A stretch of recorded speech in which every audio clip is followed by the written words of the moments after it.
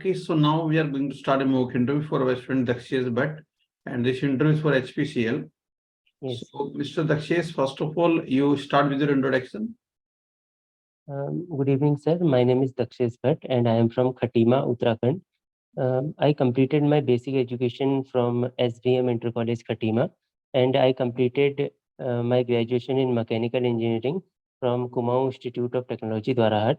After completing my BTech, I started preparing for government exams and PSU exams.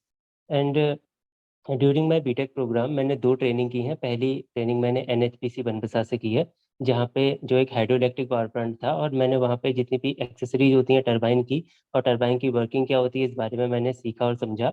उसके बाद मैंने एक और ट्रेनिंग की है उत्तराखंड ट्रांसपोर्ट कॉरपोरेशन से, जहाँ पे मैंने इंजन्स की वर्किंग के बारे में जाना और समझा। और इसके बाद इसी से रिलेटेड मेरा फाइनल ईयर का प्रोजेक्ट भी था। फाइनल ईयर के प्रोजेक्ट में मैंने हमारा प्रोजेक्ट 2 पार्ट में डिवाइडेड था। पहला पार्ट था कि हम एक नॉर्मल बाईसाइकिल को इलेक्ट्रिक बाईसाइकिल में कैसे कन्वर्ट करें, और दूसरे पार्ट में जो इलेक्ट्रिक बाईसाइकिल है उसकी बैटरी को चार्ज करने के लिए एक kinetic energy conservation system, electrical और मैकेनिकल का एक कंबाइंड सिस्टम कैसे तैयार करें, इस बारे में मेरा फाइनल ईयर का प्रोजेक्ट था। अब मैं आपको अपनी हॉबीज़ के बारे में बता देता हूँ। मुझे क्रिकेट देखना अच्छा लगता है, खासकर T20 मैच, और मुझे कुकिंग करना भी अच्छा लगता है। ओके दक्षेश, तो आपने इलेक्ट्रिकल और मैकेनिकल एनर्जी का यूज करना चाहते हो आप प्रोजेक्ट में, राइट? हाँ, यस सर। तो आपको AC और DC का डिफरेंस पता है क्या होता है? AC means alternative current. Sir, हमारे जो प्रोजेक्ट था फाइनल ईयर का, उसमें हमने सिंपली हमारा जो सिस्टम था मैकेनिकल पूरा सिस्टम था। एक्चुअली हमने एक नॉर्मल बाईसाइकिल को एक इलेक्ट्रिक बाईसाइकिल में कन्वर्ट किया था, सिंपल हमने बैटरी का यूज़ करके।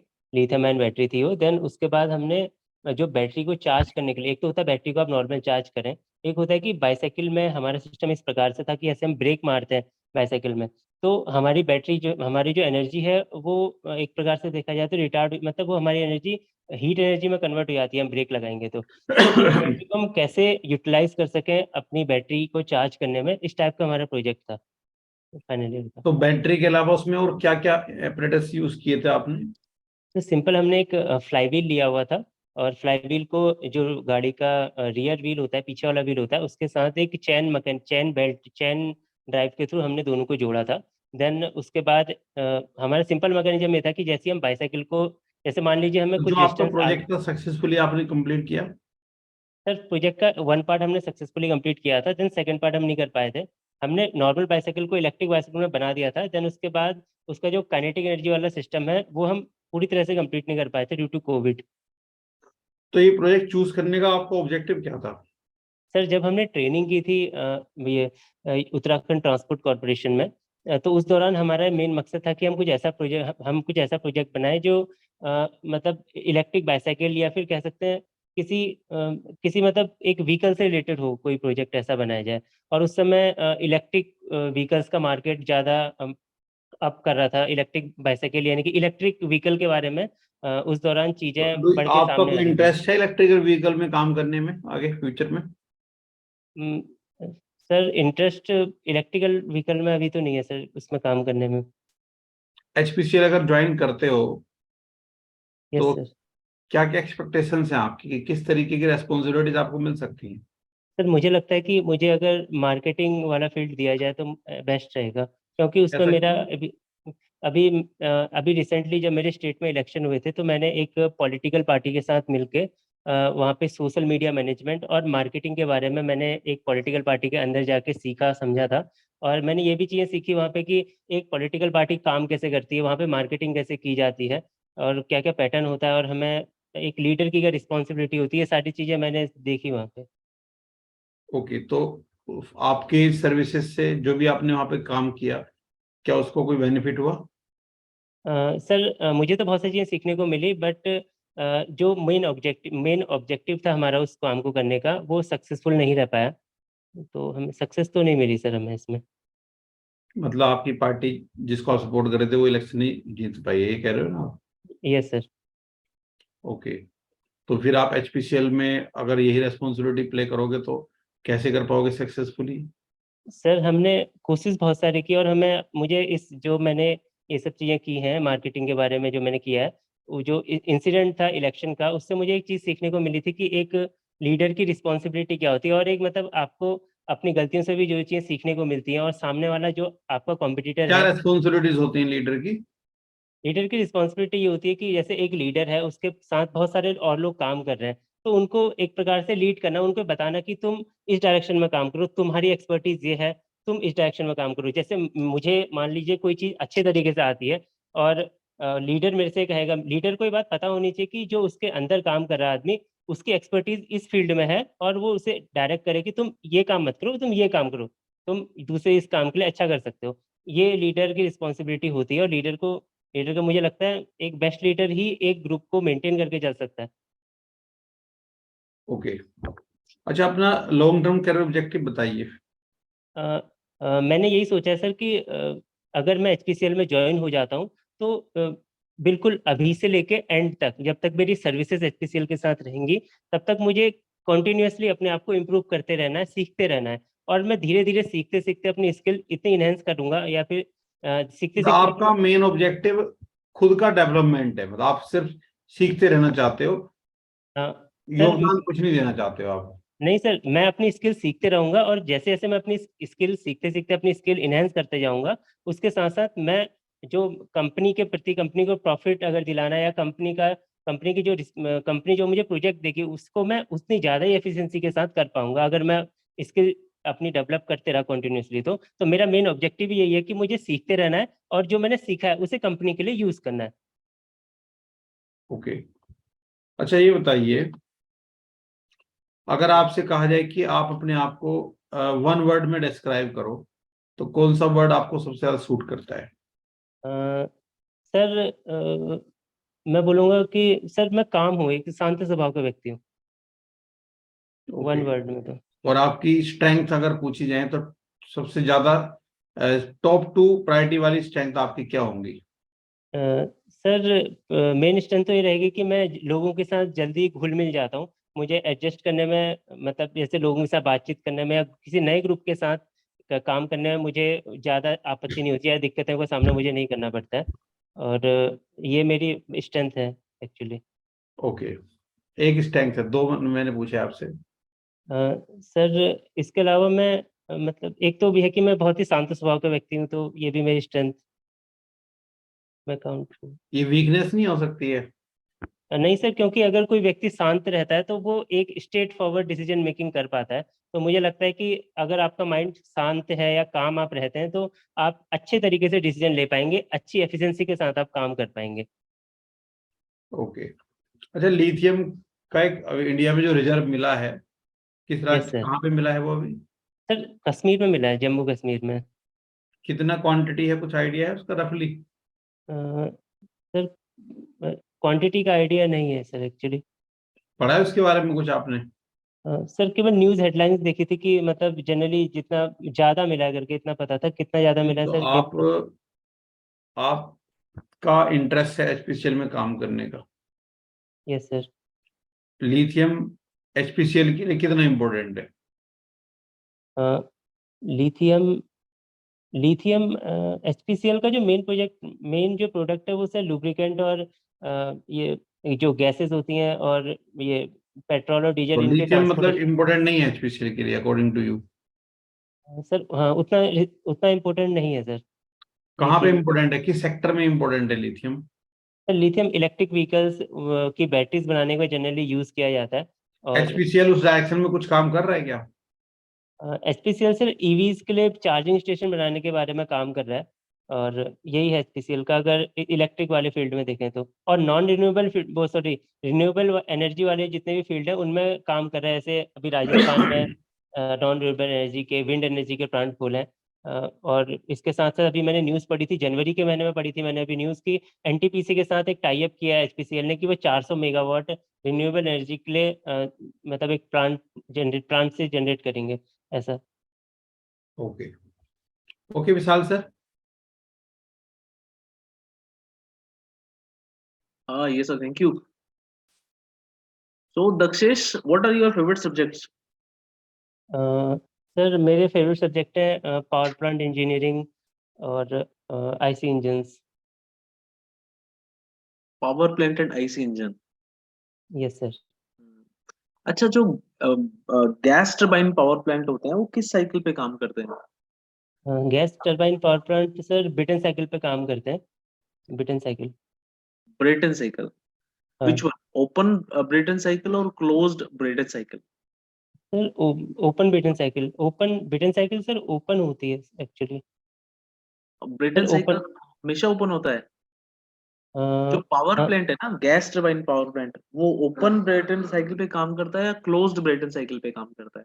सर ओपन वाले, ओपन ब्रिटन साइकिल पे काम करेगा। ओपन ब्रेटन साइकिल पे तो जेट इंजन काम करता है। हाँ, jet, you sir know I jet don't. Engine, जो एयरक्राफ्ट में हम यूज करते हैं, हाँ यस सर। वो काम करता है ओपन इंजन पे, ओपन साइकिल पे। Dakshish, yes sir. आपकी जो गैस टरबाइन पावर प्लांट है that works on closed Brayton cycle. Yes sir. तो क्या कुछ एडवांटेज बता सकते हो आप मेरे को, some of the advantages of closed Brayton cycle over open Brayton cycle? Sir advantages तो नहीं पता, एडवांटेजेस, एडवांटेज नहीं दैट पता you have sir. Not studied in power plant. Brayton cycle पढ़ा था आपने? ब्रिटन साइकिल पढ़ी थी सर, उसकी प्रोसेसेस पढ़ी थी, और ओपन और क्लोज नहीं पढ़ा आपने? ओपन क्लोज सर मैंने नहीं पढ़ा सर।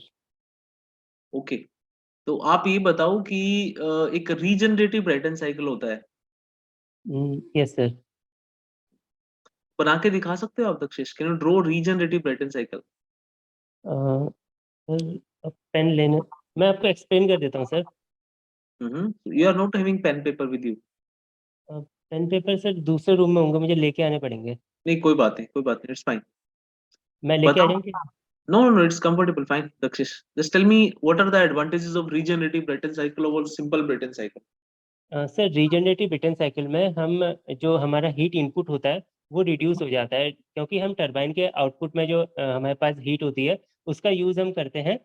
जो कंप्रेशन के बाद जब हीट एडिशन की बारी आती है ना, तो कुछ some amount of heat addition हम टरबाइन के आउटलेट वाली जितनी हीट होती है, जितनी हीट रिजेक्ट हो रही होती है, उससे हम हीट इनपुट को, उससे हम जो फीड वाटर है उसे हीट करने का काम करते हैं। तो हमारा जो हीट इनपुट है वो रिड्यूस हो जाता है इससे, तो हमारी ब्रेटन साइकिल एफिशिएंसी। में फीड वाटर कहाँ से आ गया दक्षिश? सॉरी सॉरी सर, हम्म। सॉरी सर, एयर, मतलब एयर। एयर को क्या करेंगे, हीट करेंगे हम? हाँ एयर को, एक्चुअली सर क्या होता है ना, 4 प्रोसेस होती है, compression, heat addition, then expansion, then उसके बाद एग्जॉस्ट वाली प्रोसेस होती है। तो जो टरबाइन से हमारे जो एग्जॉस्ट होगा, टरबाइन से जब टरबाइन एक्सपेंड करेगी तो उसके बाद सम अमाउंट ऑफ हीट वहां से लेंगे, क्योंकि वहां से हीट लेके और हम उसको यूज करेंगे, उस हीट को अच्छा हम दक्षिश, एयर को। can you tell me why actually with the increase in pressure ratio the efficiency of regenerative Brayton cycle starts decreasing? क्योंकि सर जनरली उसका फॉर्मूला ही क्योंकि अगर एफिशिएंसी की बात करें तो एफिशिएंसी जो है प्रेशर रेशियो के इन्वर्सली, मतलब जो क्यों है? Generating. Simple Brayton cycle efficiency is directly proportional to pressure ratio, yes, yes sir. whereas regenerative Brayton cycle efficiency is inversely proportional to pressure ratio. ऐसा क्यों? एक एक second sir, sir I don't no. Okay.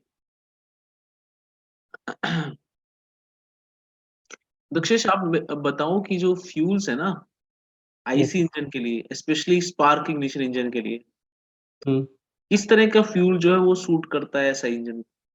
What's the मतलब high, requirement, what basis actually you will choose fuel for ऐसा इंजन? Sir high octane number का fuel best रहेगा SI engines के लिए, क्योंकि उसकी एंटी नॉकिंग प्रॉपर्टी अच्छी होती है, इंजन नॉक नहीं करेगा। तो अगर एक फ्यूल जिसका ऑक्टेन नंबर ज्यादा है that is suitable, only yes that's a sir. Requirement, only octane number is a requirement? Yes sir, octane octane number, yes octane number he requirement SI engines के लिए। तो सिंपली सर पेट्रोल ही use करेंगे spark ignition engines के लिए। अब petrol के लिए best fuel हम नहीं, सभी हम कहते स्पार्क इग्निशन इंजन में we can use CNG also. नहीं, हैं। सीएनजी वाले इंजन जो होते हैं वो भी स्पार्क इग्निशन होते हैं या कंप्रेशन इग्निशन होते हैं?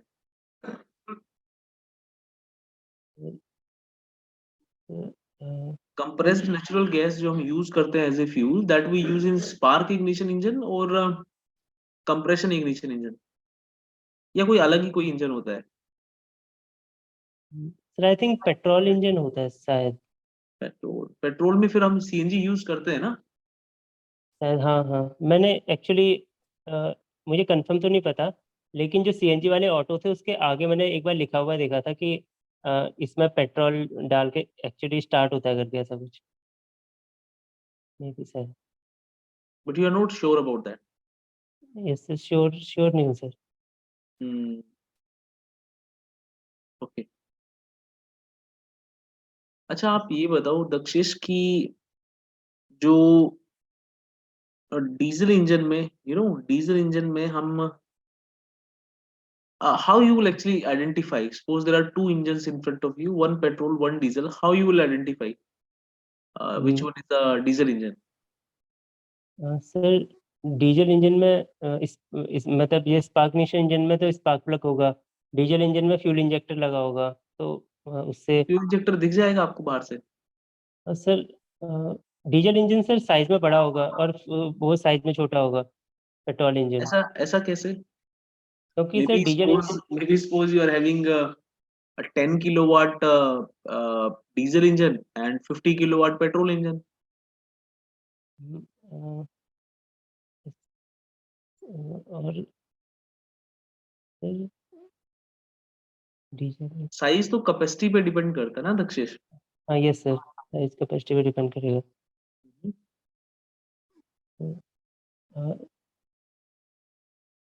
सर सॉरी सर, नहीं आता इसका। नहीं, इसमें याद करने की कोई चीज नहीं है Dakshesh, you need to think actually. इसमें सर ऐसा कुछ भी नहीं है जो आपको याद करना है या याद किया हुआ बताओगे आप। Only you need to think, you need to apply your mind. Sir जहाँ तक सर साइज का नहीं है तो साइज का तो नहीं हो सकता, क्योंकि वो है, हाँ वो तो इस कैपेसिटी पे डिपेंड करेगा। फीचर्स एक सेकंड,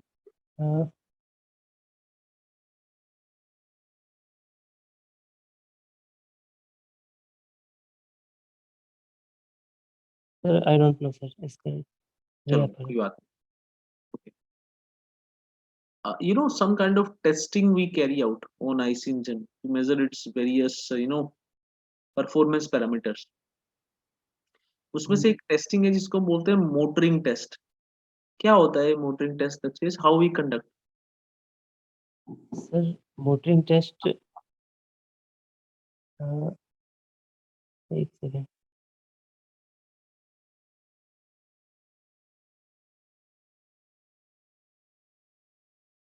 सर, एग्जैक्टली नहीं पता है सर इसका, बट मुझे रफली पता है इसका कि इंजन्स जो होते हैं उसको कुछ मतलब अलग अलग कंडीशंस पे चलाते हैं, मतलब ऐसा कुछ सर, आई डेंट अच्छे से नहीं अच्छा, पता है सर क्या इसका। आपने सबसे अच्छे से क्या पढ़ा है ये जो टॉपिक है इसमें आईसी इंजन में और पावर प्लांट? सर जो बेसिकली सर जो बेसिक चीजें होती हैं वो मैंने जनरली पढ़ी हैं पूरी। तो मैंने तो आपसे बेसिक चीजें ही पूछी हैं दक्षिण। I have not asked U a single advance question.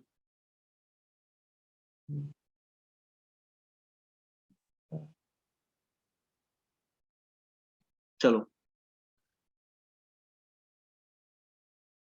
आप अपने बीटेक के प्रोजेक्ट के बारे में बताओ दक्षिश। सर बीटेक में हमने हमारा प्रोजेक्ट दो पार्ट में डिवाइडेड था। पहला पार्ट ये था कि हमने एक नॉर्मल बाईसाइकिल को एक इलेक्ट्रिक बाईसाइकिल में कन्वर्ट किया। देन उसके बाद इलेक्ट्रिक बाईसाइकिल को की बैटरी को चार्ज करने के लिए हमने एक काइनेटिक एनर्जी कंजर्वेशन सिस्टम बनाया, जिसमें हमने फ्लाईव्हील का यूज़ किया और जनरेटर का यूज़ किया।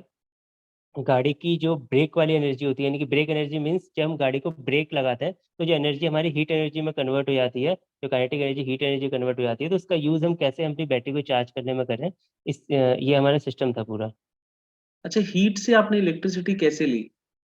सर हमने क्या किया, एक चैन ड्राइव का यूज़ करते हुए एक फ्लाईव्हील लिया। फ्लाई मतलब हमारा जो मेन कंसेप्ट था ये था कि काइनेटिक एनर्जी आ गया, ठीक है। आपने रीजनरेटिव ब्रेकिंग सिस्टम आप बोल रहे हो ना कि हीट ब्रेकिंग में जो हीट हीट ऑब्टेन होती है, yes sir, that he utilized for charging the battery. Yes sir. तो हीट से इलेक्ट्रिसिटी कैसे जनरेट किया? इलेक्ट्रिसिटी जनरेट की होगी ना आपने? हाँ सर, एक्चुअली कैसे किया? Yes sir. तो एक्चुअली ऐसा था ना कि जैसे मान लीजिए बाईसाइकिल आप चला रहे हैं, बाईसाइकिल आपको रोकनी है, ठीक है? तो हम ब्रेक मारेंगे तो एक्चुअली जो हमारी काइनेटिक एनर्जी है वो हीट एनर्जी में कन्वर्ट हो जाएगी। तो ठीक है। ऐसा करने से हमने प्रिवेंट किया अपनी। वैसे हमने क्या किया, मैं आपको एक्सप्लेन कर देता हूँ कि हमने गाड़ी के जो हमारी जो बाइसाइकिल है, बाइसाइकिल के जो रियर व्हील है उसका और एक बाइसाइकिल के बीचों बीच हमने एक फ्लाई व्हील लगाया। उन दोनों को हमने चेन ड्राइव के माध्यम से जोड़ा, चेन ड्राइव के थ्रू हमने दोनों को जोड़ा। देन इस तरीके से जोड़ा कि जैसे मान लीजिए एक 2 ब्रेक्स होते हैं ना आगे बाइसाइकिल के आगे, अगर हम राइट वाले को दबाएँगे तो एक टाइप से क्लच का काम करेगा। मतलब जैसे ही मैं राइट वाले ब्रेक को दबाऊँगा, तो वो एक्चुअली क्या करेगा कि जो रियर व्हील का कनेक्शन है, वो उस फ्लाई व्हील से कर देगा और फ्लाई व्हील के पास काइनेटिक एनर्जी चली जाएगी रियर व्हील की और गाड़ी हमारी रिटार्ड हो जाएगी, बाइसाइकिल। फिर देन जब मैं छोड़ूँगा तो दोनों का कनेक्शन हट जाएगा, लेकिन जो हमारा फ्लाई व्हील है घूमता रहेगा। तो उस फ्लाई व्हील का एक जनरेटर के साथ बेल्ट ड्राइव के थ्रू हमने कनेक्शन किया।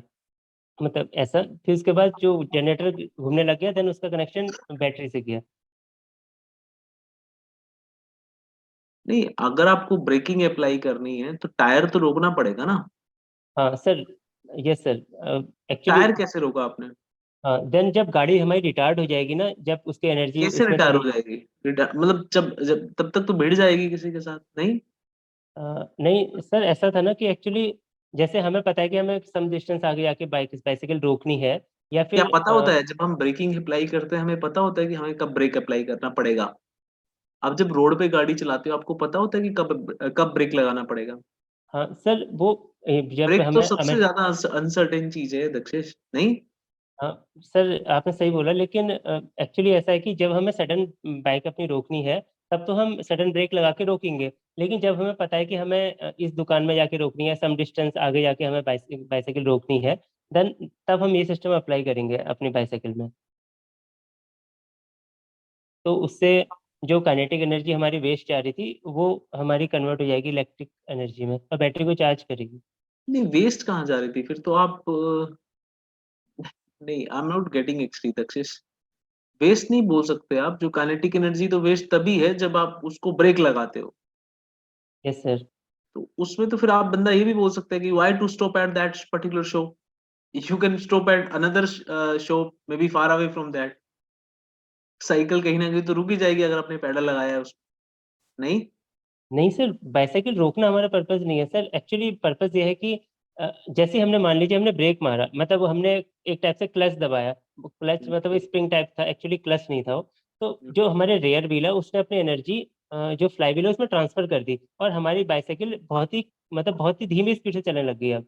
तो उसके बाद हमने ब्रेक मारे, एक्चुअली ये है एक्चुअल सिस्टम। में दक्षेश आपको इसमें मेंशन क्या करना चाहिए? चलो at the end last I will discuss with you, don't worry. Okay, चलो आप मेरे को ये बताओ कि तो आपने क्या रोल प्ले किया था इसमें दक्षेश?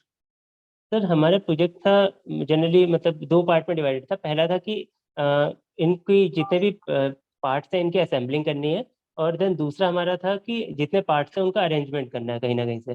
तो सर हम मेरा जो मेन पर्पज़ था मेरा था असेंबलिंग करने का। मैं और मेरे साथ मेरा एक फ्रेंड था, 4 लोगों की टीम थी हमारी, ग्रुप था 4 लोगों का। तो हमारा मेन पर्पज़ था कि असेंबल करने का हमारा।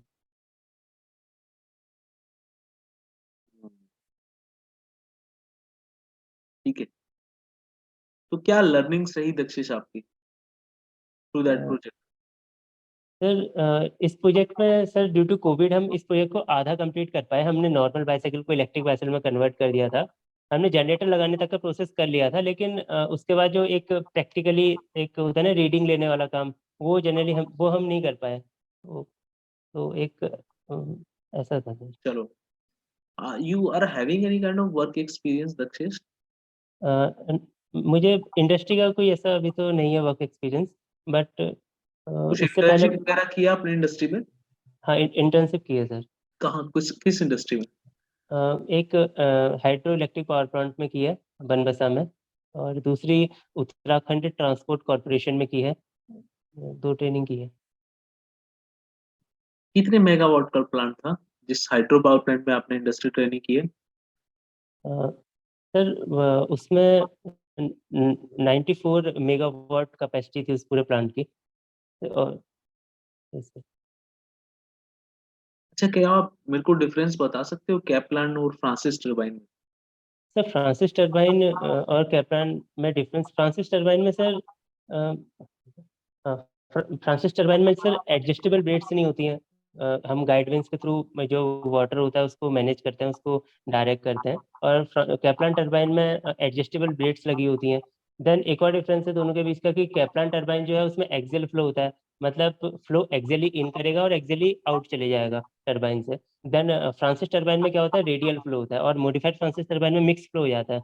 मिक्स फ्लो का मतलब है कि रेडियली इन करेगा फ्लूइड मतलब वाटर, देन एक्सियली आउट करेगा। और जो रेडियल फ्लो का मतलब होता है कि रेडियली इन करेगा, रेडियली आउट करेगा। ये है। तो वहां पे कौन सा टरबाइन यूज कर रहे थे दक्षिण? सर वहाँ पे कैप्लान टरबाइन यूज कर रहे थे 31 मेगावाट के आसपास, 31.2 मेगावाट के आसपास 3 कैप्लान टरबाइन यूज किए थे, तो 94.2 समथिंग इतने मेगावाट टोटल कैपेसिटी थी सिस्टम की। चलो दक्षेश, मेरा लास्ट क्वेश्चन है आपसे, वेपर प्रेशर क्या होता है? सर वेपर प्रेशर ऐसा प्रेशर होता है कि अगर उससे नीचे हमारा फ्लूइड का प्रेशर चले जाता है, उससे कम हमारा फ्लूइड का प्रेशर हो जाता है, तो हमारा वाटर वेपर में कन्वर्ट हो जाता है। जिसके कारण कैविटेशन की प्रॉब्लम हो जाती है। जैसे पंप्स की बात करें तो पंप्स के इनलेट में कैविटेशन की प्रॉब्लम होती है, और टरबाइन के आउटलेट में, क्योंकि जहाँ पे प्रेशर कम होता है और वेपर प्रेशर कम चले जाता है, कैविटेशन हो जाता है। तो ये दक्षेश, चीज़ है। वेपर प्रेशर जो है वाटर का, वो कैसे चेंज करता है with the change in temperature? कैसे सर, प्लीज आप The रिपीट कर vapor, सकते हैं? how the vapor pressure of water is going to change with the change in its temperature? Temperature, temperature के हिसाब से सर वेपर अगर आप पानी का टेम्परेचर बढ़ाते हैं तो क्या वेपर प्रेशर पे कोई फर्क पड़ेगा या इट विल रिमेन कांस्टेंट? पानी का टेम्परेचर बढ़ाने से vapour pressure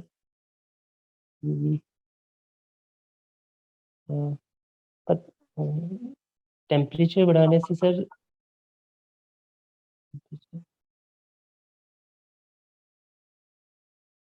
temperature sir I don't know sir. Dakshish, temperature बढ़ाने से वेपर प्रेशर बढ़ता है। ओके, बॉइलिंग कब होती है? जब वेपर प्रेशर एक्सटर्नल प्रेशर को मीट कर जाता है। पानी को गर्म करते रहोगे तो उसका वेपर प्रेशर बढ़ता रहेगा, और जब वो वेपर प्रेशर बढ़ के एक्सटर्नल प्रेशर के इक्वल हो जाएगा तो बॉइलिंग शुरू हो जाएगी। ठीक है, 100 डिग्री सेल्सियस पे वाटर का वेपर प्रेशर कितना होता है? 1 एटमॉस्फेरिक, 100 डिग्री सेल्सियस। ठीक है, 30 डिग्री पे कितना होता है? Less than 1 atmospheric. तो जब आप उसका टेम्परेचर बढ़ाते हैं तो क्या होता है? वेपर प्रेशर बढ़ता है।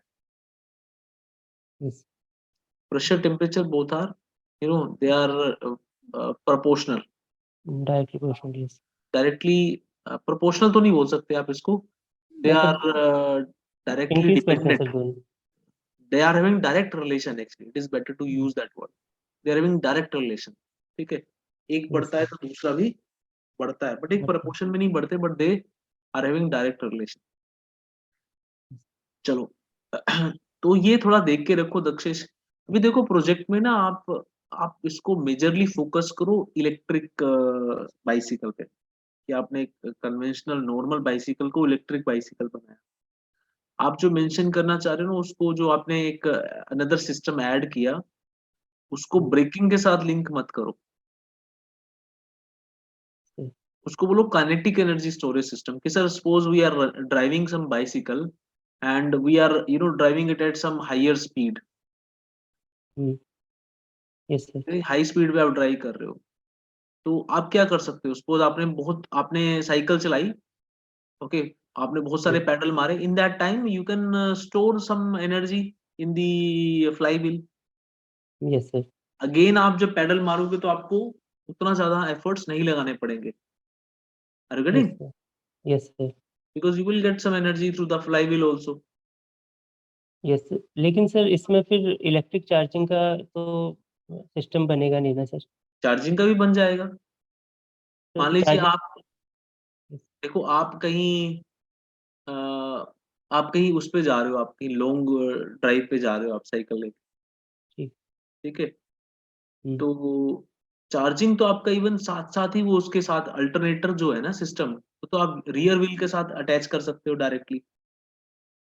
Yes sir. चार्जिंग के लिए उसको फ्लाई व्हील वाला सिस्टम क्यों करना? फ्लाई व्हील तो काइंड ऑफ एक्सेलरेटिंग सिस्टम है, फ्लाई व्हील तो आप accelerating in the sense what, कि आप जब आप गाड़ी आराम से चल रहा है तो आपने कुछ फ्लाईव्हील में एनर्जी ऑब्जॉर्व करवा दिया, kinetic energy. yes, sir. Accelerating in the sense आपको अभी व्हीकल को एक्सेलरेट करना है, तो आप फ्लाईव्हील से रियर व्हील को क्या कर दोगे, क्लब कर दोगे। yes, sir. तो आपको कंपैरेटिवली आपको कम एफर्ट लगाने पड़ेंगे, because you will get some power through flywheel also. अब रही बात बैटरी चार्जिंग की, तो बैटरी चार्जिंग के लिए तो रियर व्हील पे डायरेक्टली अल्टरनेटर लगा के आप you can consume some part of the power you are giving on the rear wheel. Alternator लगा के directly you can charge the battery. Are you getting Dakshesh? yes, sir. हमारे automobile में हम क्या करते हैं, जो इंजन से पावर मिलता है उसका कुछ पार्ट हम क्या करते हैं, अल्टरनेटर के थ्रू उसको कन्वर्ट करते हैं, yes, sir. जनरेटर लगा के इलेक्ट्रिक एनर्जी में, and then we store that energy into the battery. नहीं? yes, sir. तो बैटरी आपको क्या करेगी, बैटरी आपको पावर भी देगी, पैडल भी आप बीच में लगा सकते हो। लाइक सपोज आपने गाड़ी शुरू की, इनिशियली आपने पैडल लगाया, कुछ टाइम पैडल लगाया, ठीक है, और आपने साथ साथ अल्टरनेट से बैटरी को भी चार्ज कर लिया, या बैटरी आपकी कुछ चार्ज भी थी, means you are having, you provided some kind of system so that you can shift your bicycle to manual also and to some automatic mode also। Manual मतलब कि आप पैडल लगा रहे हो, आपको लॉन्ग ड्राइव पे साइकिल चलानी है, may be suppose 40 kilometre 50 kilometre, rural people का जो रिक्वायरमेंट होता है, एक गांव से शहर में जाना है, तो आप 40 किलोमीटर साइकिल खुद पैडल लगा के जाओगे तो आपको एफर्ट्स लगेंगे। तो आपने क्या किया, 5-10 किलोमीटर पैडल लगाया, फिर बैटरी पे शिफ्ट कर दिया उसको 10 किलोमीटर के लिए, फिर पैडल लगाया कुछ टाइम, फिर बैटरी पे शिफ्ट कर दिया। Are you getting? yes, battery sir. तो हमेशा चार्ज हो ही रही है। कैसे चार्ज हो रही है? Because alternative is taking power from the rear wheel. नहीं? yes, sir. तो मेरे को जो समझ में आ रहा है ये इस तरह से होना चाहिए। अभी आप देखो, आपका जो काम है वो बड़ा क्लियर नहीं है, आप समझा नहीं पा रहे हो आप क्या कर रहे हो, ठीक है। yes, sir. और ये आईसी इंजन पावर प्लांट, मैंने आपसे 2 ही सब्जेक्ट से क्वेश्चन पूछे थे, बहुत इफेक्टिवली आप आंसर कर नहीं पाए, कंफ्यूज थे आप बहुत सारे, मोस्ट ऑफ द क्वेश्चंस, और वो कंफ्यूजन नर्वसनेस आपके चेहरे पे रिफ्लेक्ट भी हो रहा था। ठीक है दक्षेश, आपका इंटरव्यू कब है? सर 1 मार्च को। चलो आपके पास एक ही दिन है कल का, ठीक है, इसको sir. अच्छे से देख लो। Whatever subject you are mentioning as your favourite one, उनको अच्छे से रिवाइज कर लो, ठीक है। Project Yes. अच्छे से देख के जाओ, इंटर्नशिप का अच्छे से देख के जाओ, बाकी Yes. You are looking sincere, ठीक है। और Yes, sir. कॉन्फिडेंट थे आप, बट थोड़ा सा जब आप ये क्वेश्चन आंसर नहीं कर पा रहे थे तो आप कॉन्फिडेंस लूज कर रहे थे अपना। yes, हैंड मूवमेंट एक जहां पे रिक्वायर्ड है वहीं पे यूज करना है Dakshesh, yes, unnecessarily hand movement नहीं यूज करना, ठीक है। yes, sir. चलो इन चीजों पे काम करो Dakshesh, fine, yes, yes, okay, sir. Good luck Dakshesh, best of luck for your final interview. Over to Thank you, you sir. हाँ भाई दक्षेश, yes, sir. ठीक है, तुम्हारा कॉन्फिडेंस लेवल ओके है, मतलब कोई दिक्कत नहीं है, बट वही जो सर ने बताया, अगर अटक गए तो घबराने की जरूरत नहीं है। सारे क्वेश्चन के आंसर आना जरूरी नहीं होता, कोई क्वेश्चन का आंसर अगर नहीं दे पाए तो सॉरी बोल दो उस टाइम पे, आराम से रहो कूल होके, yes, अगला क्वेश्चन आएगा। अच्छा ठीक है। ठीक है sir. हाँ, और बाकी ज्यादा नॉन टेक्निकल क्वेश्चन पूछे जाएंगे, और जैसे मैंने लिथियम के ऊपर पूछा तो क्या कहते हैं, वो इम्पोर्टेंट है, वो भी मतलब एचपीसीएल के लिए भी इम्पोर्टेंट है, तो उसके बारे में पढ़ लो थोड़ा सा yes, sir. कि ये जो मतलब अभी पता चला है क्या, इसके बारे में कोई आर्टिकल देख लो, थोड़ा डाटा पढ़ लो, अगर बाई चांस उनको दिमाग में उस टाइम पे आ जाता है तो पूछ सकते हैं, बता देना। yes, sir. क्योंकि तुमने काम भी किया है ना इसके ऊपर, बैटरी के यूज किया है तुमने बाईसाइकिल बनाने में, इस वजह से बोल रहा हूँ मैं, yes, sir. समझे ना। अगर तुम नहीं काम करते तो हो सकता है उनके दिमाग में उस टाइम पे क्लिक नहीं करता, बट अभी चांस है, तो उसकी लिथियम की इम्पोर्टेंस, बैटरी की, और चार्जिंग स्टेशन जो बनाएंगे ये, तो वहां पे भी तो लिथियम बैटरी का कुछ ना कुछ यूज होगा ना, yes, sir. तो वो इम्पोर्टेंट है एचपीसीएल के लिए भी काफी। yes, sir. हाँ, sir. और उसके अलावा बाकी जो जनरल क्वेश्चन है तुमने जो एप्लीकेशन फॉर्म में लिखा है उसके ऊपर, तुम्हारी हॉबीज के ऊपर पूछ सकते हैं कुछ, ठीक है। Negative point, positive point, strength, weakness जो तुमने बताया है, तो उनके ऊपर मतलब वहीं पे रहना, जो आपने लिखा है वही चीजें बोलनी है, और एडिशनल कुछ पूछ सकते हैं कि इसके अलावा कुछ और बताना चाहोगे? तो अगर कोई पॉइंट ऐसा लगता है कि जो तुम्हारा मिस हुआ है अभी वहां पे नहीं बताया, तो उसको मेंशन कर देना। कोई सर्टिफिकेशन, कोई कोर्स, कुछ भी तुमने किया हुआ है, कोई नई चीज सीखी है, वो बता देना उनको। सर। ठीक है, तुम्हारा गैप भी है ना कुछ? हाँ सर, गैप सर वो उसको प्रिपरेशन में लग गया था, तो वो 2 साल का गैप 2020 के बाद से। हाँ, तो 2 साल का गैप है तो क्यों है वो, उसके बारे में पूछ सकते हैं। तो बता सकते हो कि तैयारी कर रहा था सर, पीएसयू में जाने का इंटरेस्ट था, मेरा मन था कि पीएसयू से ही अपना करियर स्टार्ट करूं, तो उसके लिए सर मैं सीरियसली मतलब प्रिपेयर कर रहा था, उसी में टाइम लगा थोड़ा। बोल सकते हो। सर, ठीक है, ठीक है सर। और सर कोई दिक्कत? सर एक क्वेश्चन पूछना था मुझे सर, जो एचपीसीएल का एप्लीकेशन फॉर्म है उसमें रेफरेंसेस वाली जगह भी है नीचे पे, तो उसमें रेफरेंसेस का मतलब क्या होता है? मतलब अगर तो मतलब रेफरेंस का मतलब किसी बंदे को आप जान, जो आपके बारे में कुछ बता सके उनको। एक तो आप खुद को प्रेजेंट कर रहे हो, एक आप किसी और थर्ड पार्टी को बताना चाहते हो कि ये लोग मेरे नोन है, मतलब ये मुझे जानते हैं किसी तरीके से मेरे बारे में। ठीक है, तो अगर वो एचपीसीएल में हो तो बढ़िया है, नहीं तो किसी और पीएसयू में हो तो उनको डाल दो, या कहीं पे भी हो, कोई भी दो तीन बंदे वो जानना चाहते हैं आपके बारे में, उनसे पूछ सकते हैं। ये बोल सकते हैं ये कैसे, इनको कैसे जानते हो, ये क्या करते हैं। ठीक है, इनको अगर अब अभी मैं कॉल करूं तो आपके बारे में क्या बोलेंगे, ऐसे करके क्वेश्चन पूछ सकते हैं। अच्छा, यस सर। रेफरेंस तो रिज्यूमे में भी डालते हैं ना हम। हाँ, लेकिन सर इसमें अलग से लिखा हुआ था ना कि आपका फैमिली मेंबर नहीं होना चाहिए, और जहाँ आप पहले काम करते हैं कलीग्स वगैरह वो नहीं होने चाहिए, ये भी मेंशन किया था हाँ, तो इसमें। प्रायोरिटी जैसे कि कॉलेज का हो सकता है ना। हाँ, यस सर। हाँ, जो कंडीशन उनको हटा दो, बाकी उसके अलावा कोई नोन है तो लिख दो। Yes sir. रिलेटिव तो हो सकते हैं ना। हाँ, रिलेटिव मतलब फैमिली मेंबर्स वाले रिलेटिव नहीं हो सकते, हाँ, ये कोई तो। दूर के जानने वाले हो, हाँ, यस सर। तो कोई मतलब अलग से जैसे जानने वाले बहुत लोग होते हैं आपको। हम्म। ठीक है, तो उनके बारे में लिख दो वहां पे। अच्छा। और सर एक क्वेश्चन था कि ऐसे उसमें लिखा था ना कि एक क्वेश्चन था कि आप अपनी जिंदगी के लास्ट में किस तरीके से देखना चाहते हैं, तो उसमें। आप बोलो कि सर मैं मतलब up to the age of 60 मैं बहुत काम करना चाहता हूँ, और उसके बाद मैं रिटायर्ड होके, ठीक है, अपने कहीं पे सेटल होके, मतलब कुछ ऐसी लाइफ बना लो कुछ भी, या रिटायरमेंट के बाद का कोई प्लान लिख दो उसमें। एंड मोमेंट पे पूछ रहे हैं ना कि लास्ट में आप क्या करोगे आफ्टर रिटायरमेंट, ये पूछ रहे हैं ना। हाँ, मतलब अपनी जिंदगी के लास्ट में अपने आप को आप कैसे देखना चाहते हैं करके, आपने क्या क्या काम किए, इस टाइप से कुछ हाँ, तो आप मतलब उसमें ये कि जो भी मेरे साथ काम किए हुए हों, मुझे जानने वाले लोग हों, वो मुझे एक अच्छा इंसान समझे, एज ए मतलब बहुत ही अच्छे तरीके का इंसान, ऑनेस्ट इंसान के तौर पे मुझे याद करें लोग। जैसे। ठीक है ना, ये मैं चाहता हूँ कि मतलब मुझे ऑनेस्ट, काइंड हार्टेड, ठीक है, और डिसिप्लिन, ये सब चीजें ऐसा इंसान के तौर पे मुझे लोग याद करें। एक तो मैं ये जानना चाहता हूँ, और दूसरा मैं कुछ बड़ी रेस्पॉन्सिबिलिटीज पे मतलब लाइफ में काम करके कुछ कंट्रीब्यूशन करना चाहता हूँ अपने, मतलब जिस भी ऑर्गेनाइजेशन में मैं रहूंगा, कि उसमें अगर स्टार्टिंग से लर्न करके मैं आगे ग्रो करूं, और फिर कोई अगर अच्छी पोजीशन मुझे मिलती बड़े लेवल की, जहां पे मैं खुद कोई बड़ा प्रोजेक्ट हैंडल कर पाऊं, ठीक है ना, या फिर कोई भी चीज इस तरीके की कर पाऊं जहां पे मेरी सारी स्किल्स का यूज हो जाए। जैसे। हाँ, ऐसे। या कोई एग्जाम्पल ले लो, जैसे कि इंजीनियर श्रीधरन थे, जैसे कि वे उस तरीके के, वो मेरे मेट्रो मैन जो है मेरे रोल मॉडल हैं, जैसे उन्होंने काम अभी तक भी, इतनी एज तक भी वो मतलब उनसे लोग कंसल्टेंसी लेते हैं। तो मेरी ऑर्गेनाइजेशन में मैं उस लेवल मतलब ऐसा इंसान बनना चाहता हूँ कि जिसकी रिटायरमेंट के बाद भी मतलब गवर्नमेंट या मेरी ऑर्गेनाइजेशन मेरी सर्विसेज को लेना चाहे, मतलब मेरे को ऐसे एक बहुत ही अच्छा पर्सन याद करे, मतलब उस चीज का एक्सपर्ट किसी भी फील्ड का। ऐसा कोई एग्जाम भी लेके बना लो, साथ में ऐड कर लो, अच्छी सी लाइन बनाओ। जैसे। सर और जो एक बात मैंने कही थी सर, मैंने एक पॉलिटिकल पार्टी के साथ वर्क किया है, तो क्या ऐसा बोलना इंटरव्यू में सही रहेगा क्या?